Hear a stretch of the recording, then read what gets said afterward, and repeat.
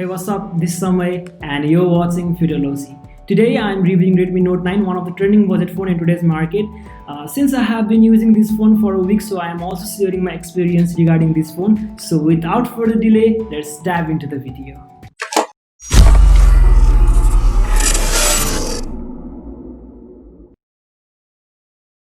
Let's start unboxing.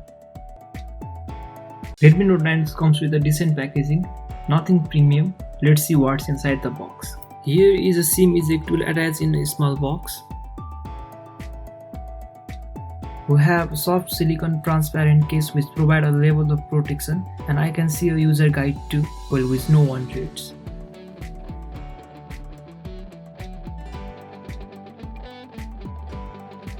Let's keep phone aside for a while. We have a charging adapter and USB Type-C cable. The phone comes with what the company calls Aura Balance design, which sits at the function plastic end of spectrum with a glossy finish.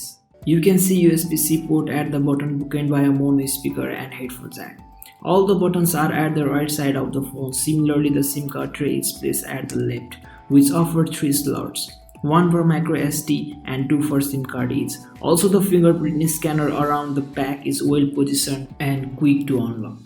If you want a phone with a bigger screen size, then of course this phone will be felicitous for you.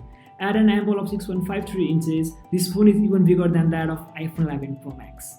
With a regular 60Hz LCD display, this phone provides full HD plus resolution with adequate brightness, and also vibrancy and viewing angles are quite good. Talking about the brightness problem, indoor display looks pretty good, while in outdoor the max brightness is a bit on the lower side.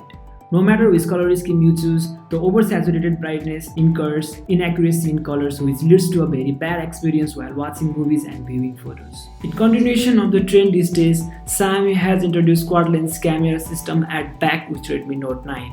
The phone offers 48 megapixel of primary rear camera paired with 8 megapixel of ultra-wide, 2 megapixel macro and 2 megapixel of depth sensor.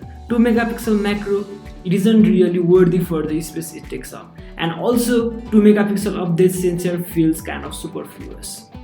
Grumble aside, 48 megapixel camera does justice to the object being captured. It's able to retain details and true color. As long as lighting is good, you get kind of crisp and well balanced shot. Also, the 8 megapixel ultra wide angle sensor matches the tone of the main camera sensor pretty well. And looking closely, you might reveal plenty of noises, especially as your attention moves out of the edges of the frame. It's always an welcoming option. Even in the absence of telephoto lens, Redmi Note 9 can easily secure 2x optical zoom using some pixel-packed sensor linked with Xiaomi software. Any higher on zoom, you will start to notice some serious noise. Also, Redmi Note 9 provides a dedicated night mode which significantly brightens the shot, but it produces shots that are full of grains, artifacts, and therefore distracting.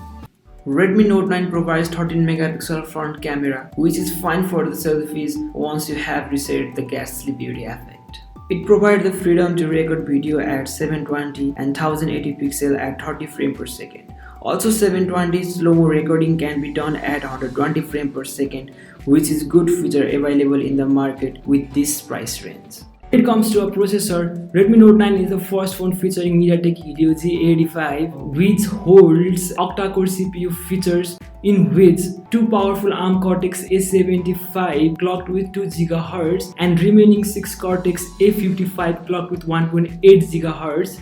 Looking at the intelligent Hyper engine, this phone provides dynamic balance between GPU, CPU and memory according to the measurement of thermal, power and gameplay factors. For gaming, this processor pumps its ARM G52 GPU up to 1 GHz peak for the smooth gameplay. Since PUBG game is the famous among mobile gamers, so we thought about finding out the smoothness of the PUBG in this phone for all the gamers out there. In the smooth and balanced graphics setting, you can get the option to choose up to ultra frame rate, whereas in SD graphics only up to HD frame rate is available in Redmi Note 9. In the normal internet connection, you can choose smooth ultra graphics for the better performance.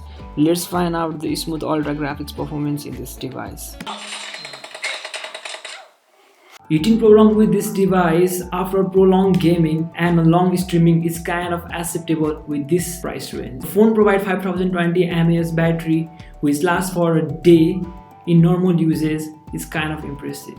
Phone comes in handy with 22.5 watt fast Type-C charger. The output is however limited to 18 watt. It can take around 2 hours to charge with 100%. It can also charge low power device like earbuds with an output of 9 watt.